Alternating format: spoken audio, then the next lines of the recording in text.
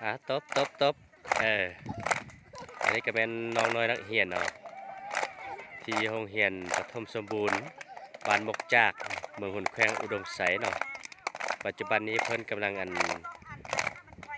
สาธิตเนาะเพื่อให้น้องๆนักเรียนเขาเจ้าเวลาต้อนรับแขกเนาะเพิ่นว่า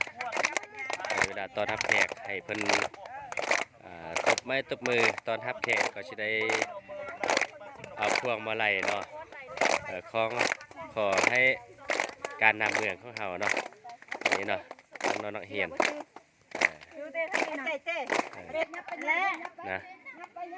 นี่มันโจไกเข้าไปได้เข้าไปได้เข้าไปสมเสยเนาะแค่เข้ามาหมดแล้วนะตอนนี้ก็จะเป็นที่นี้ก็จะเป็นโรงเรียนเนาะปฐมสมบูรณ์บ้านมกจากเมืองหุนแขวงอุดมไซเนื่องในโอกาสที่ว่ามอบภาพโรงเรียนเนาะมื้อนี้เนาะ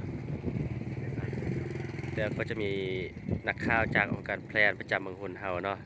งามๆมื้อนี้มาเข้าร่วมนำเนาะงามหลายตบตอนรับท่านผู้นำแบบนี้แหละไ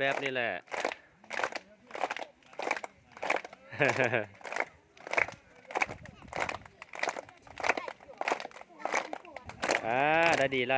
เฮ็ดได้ดีไล่งามหลาย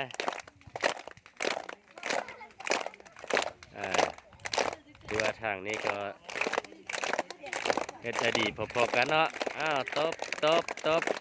น่าฮักไล่น่าฮักไล่น้องๆเนาะที่ว่ากะเก็บต้อนรับแขกเฮ็ดได้ดีหลายเอาแบบโค้งคอเราบอกโค้งวะโค้งผมอะไรให้ได้ไหมโค้งผมอะไรโค้งผมอะไรโค้งผมอะไร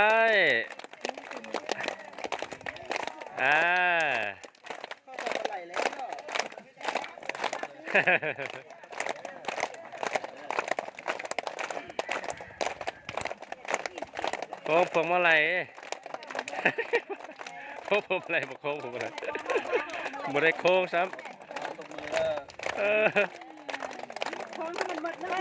คล้องผมอะไรบ่หมด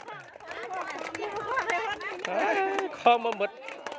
คล้องผมอะไรบ่หมดจะเป็นสิได้คล้องคืนเด้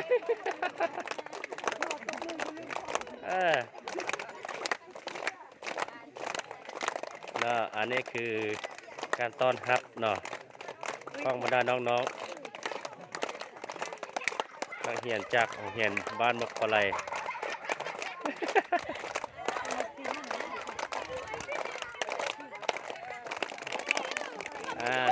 สมเสย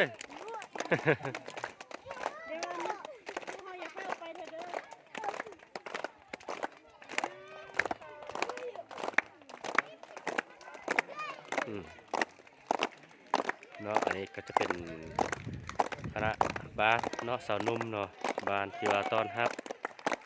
เนาะท่านผู้นำเนาะผู้แทนและนี้ก็จะแม่นโรงเรียนที่ทางขันเมืองเนาะที่ได้ลงมามอบรับในมื้อนี้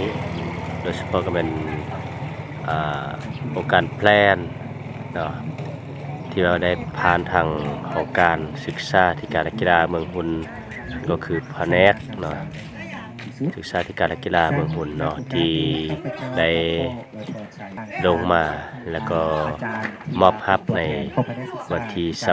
21ธันวาคม2022นี้เนาะนี่ก็จะเป็นบรรดาผู้แทนที่ว่ามาเข้าร่วมเนาะก็คือแขกเชิญจากบรรดาองค์การออมข้างแล้วก็จะมี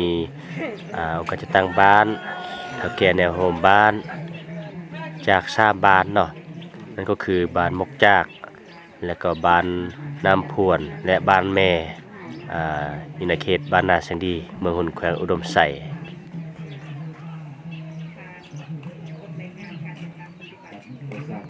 ของการศึกษากีฬาเมืองหุนเนาะจะได้ผ่านบทสรุปการก่อสร้างช่วง3 เดือนเนาะ อนุญาตอยู่ข้างๆนี่เนาะคันนี้คือกลางกับบางนาเนาะ นอกจากที่ว่าจัดพิธีมอบอย่างเป็นทางการแล้วก็ภายหลังนี้ก็ได้มีการบัญชีสู่ขวัญให้กับการนำเนาะคันแขวงแล้วก็คันเมืองและก็ผู้ประสานงานเนาะจากองค์การแพลนที่ประจำอยู่แขวงนมไสและเมืองหุ่นเนาะถือว่าการบัญชีสู่ขวัญนี่ก็เป็นการให้กำลังใจซึ่งกันและกันโดยเฉพาะแม่นแขกที่ว่าต่างดาวเท่าต่างเมืองที่เข้ามาเยี่ยมมาเยือนเนาะนี่ก็จะเป็นการบัญชีสู่ขวัญให้เพื่อให้มีกำลังจิตกำลังใจในการจะตั้งปฏิบัติหน้าที่เวียกงานเนาะซึ่งการบัญชีสู่ขวัญของคนลาวถือว่าเป็นการบัญชีสู่ขวัญหนึ่งที่ว่ามีความอ่อนน้อมเนาะแล้วก็เป็นการเคารพธรรมเนียมเนาะของคนลาวเนาะที่